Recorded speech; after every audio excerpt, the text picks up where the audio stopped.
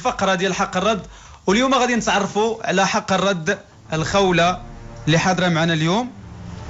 وخولة كانت عطاتنا ميثاق شرف في البدايه ديال الحلقه، ميثاق شرف ديال انها قابله الشروط ديال هذه الفقره. هذه فقره سهله، كنعطيو سؤال من خلال ملاحظات حول المسار الفني ديال ضيفنا اللي يكون حاضر معنا او الاشياء تكتبت في الصحافه الوطنيه ما كانش عندها الوقت باش تجاوب عليها. اليوم غادي نعطيوها سؤال، حنا غنعطيوها جوج ديال الاجابات، الا ما لقاش الجواب ديالها في جوج ديال الاجابات فممكن تجاوب جواب ثالث من عندها، لكن عندها الحق تستخدمه غير جوج ديال المرات في هذه الفقره هذه. واجده؟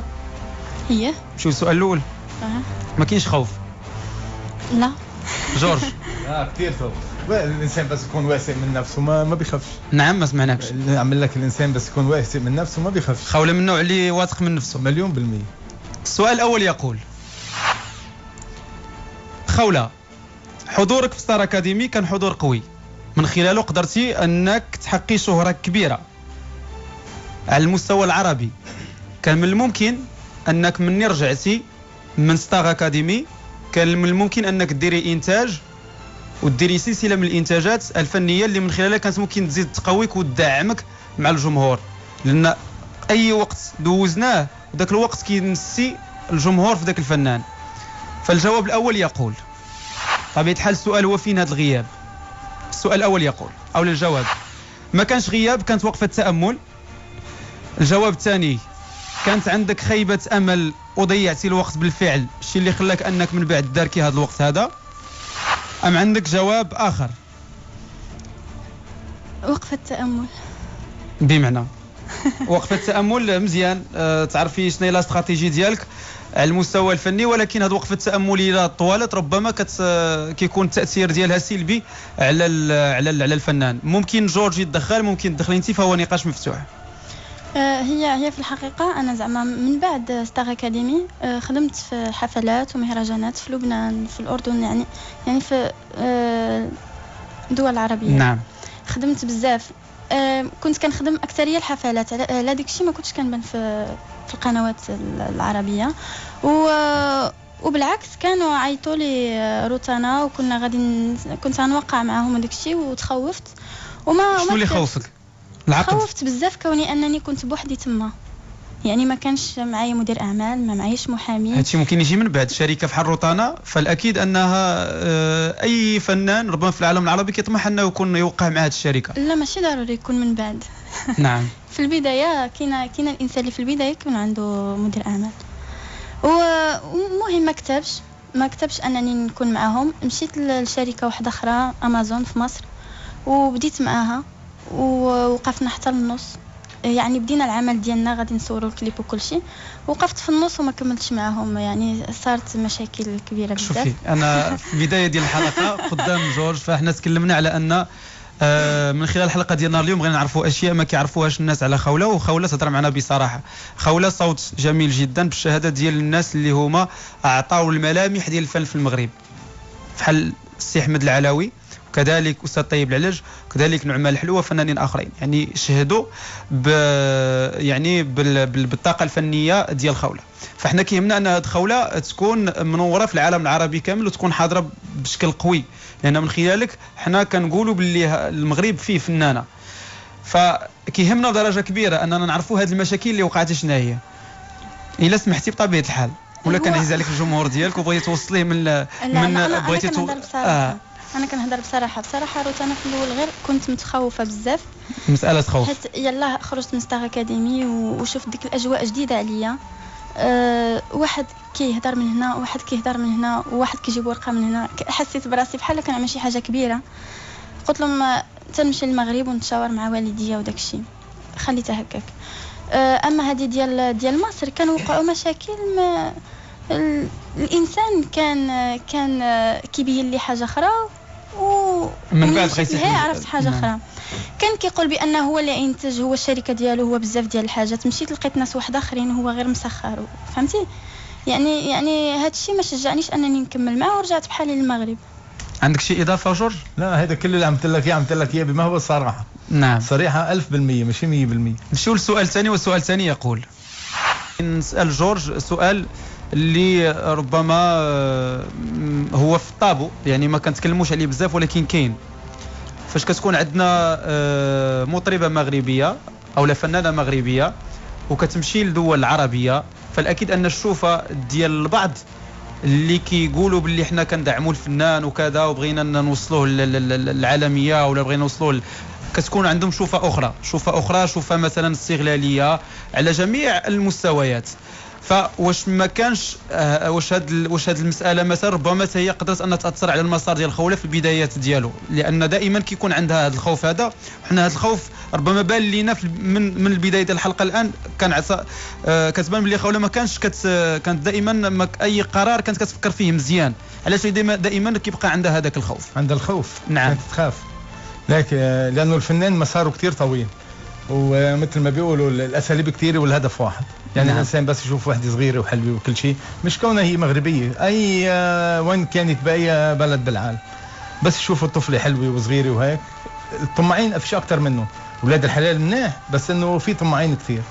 فعيد هيك خوفها كان اكثر شيء، متخوفه من هالشيء وما حبت تمضي ورجعت لاهلها. الخوف منها اللي بده يوصل، يعني ما حبت تشوف اللي غيرها صار فيه.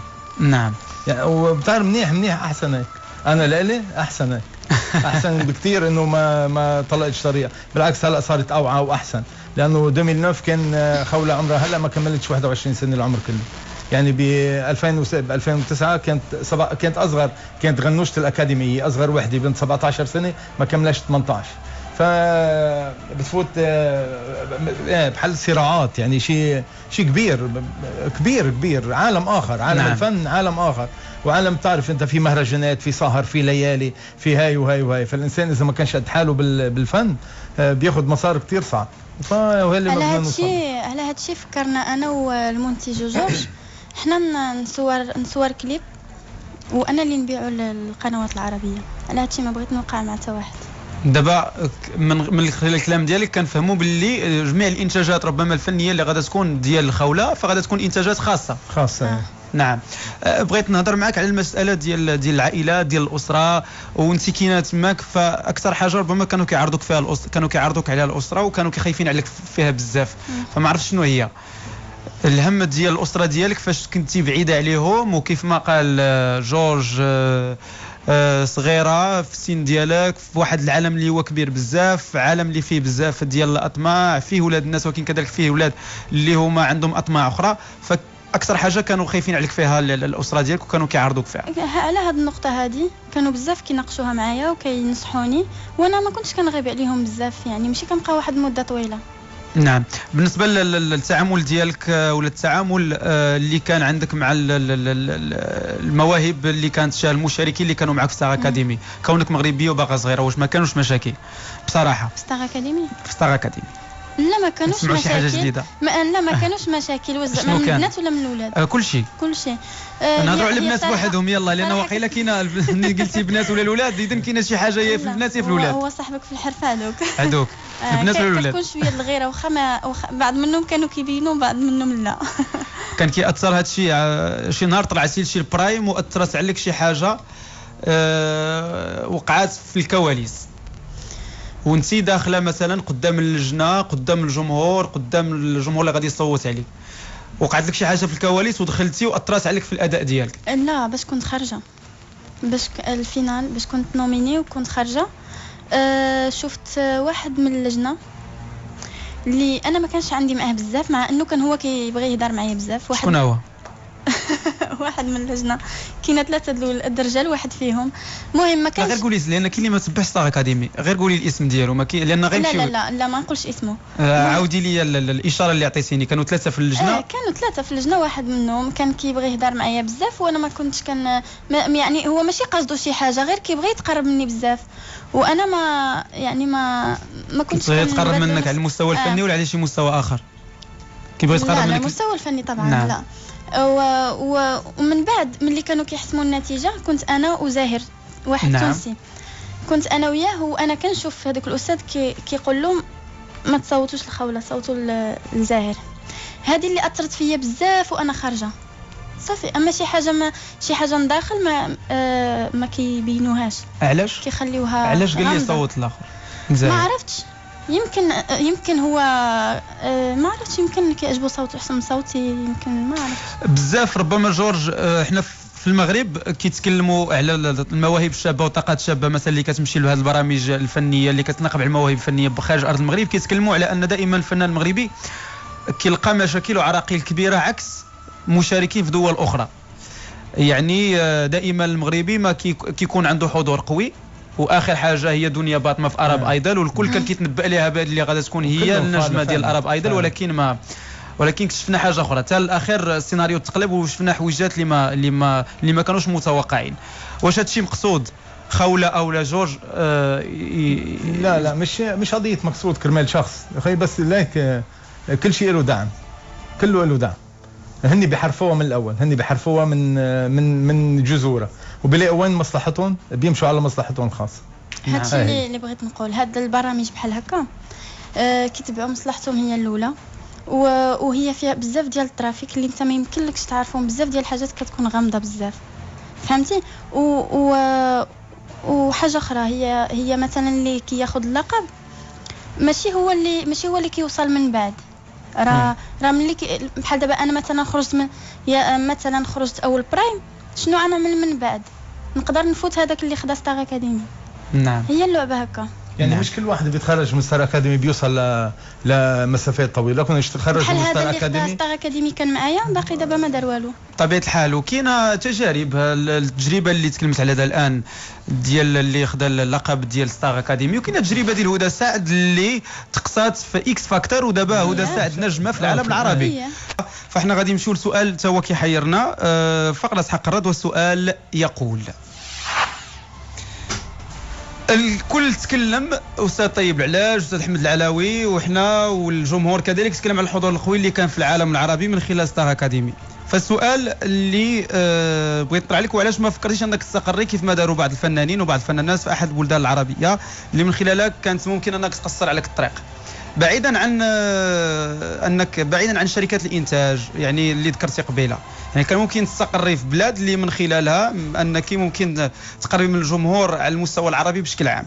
الجواب الاول: حبك للمغرب خلاك انك تبعدي على هذه الفكره بشكل عام؟ كان خوف دائم من البدايات حتى لدابا، ام عندك جواب اخر؟ الحقيقه احيانا كنفكر انا جاوبيني بعدا، واش الجواب الاول ولا الجواب الثاني، ومن بعد شرحي كيف بغيتي. انا حب المغرب. نعم، حب المغرب طبعا. كنبغي المغرب بزاف، واحيانا كنفكر نمشي للدول العربيه، وباش كنوصل تما كنرجع. ممكن راسي ما قدرتش نفارق المغرب، ودابا صراحه ما عنديش فكره. ممكن تكوني في بلاد اخرى ومن خلالها ممكن توصلي للجمهور المغربي. طبعا. واش ما نفترض هدى سعد. نعم، او لا اسماء منور مثلا. نعم، يعني ماشي ضروري حتى نمشي انا للدول العربيه عاد نوصل للجمهور يعني العربي. احنا مازال غادي نرجعوا لهذه النقطه هذه، لان كاين فاصل اشاري هو اللي وقف بيني وبينك باش نكمل معك فيها. غادي نرجعوا ليها بشكل مفصل. فاصل اشاري غادي يوصلنا لتذكير فقط بالعناوين النشريه ديال الرئيسيه. رفقه زين محمده، ونرجعوا من بعد. بقاو معنا دائما ضيفنا نهار اليوم خولة، وكذلك جورج في برنامج زهير اون اير.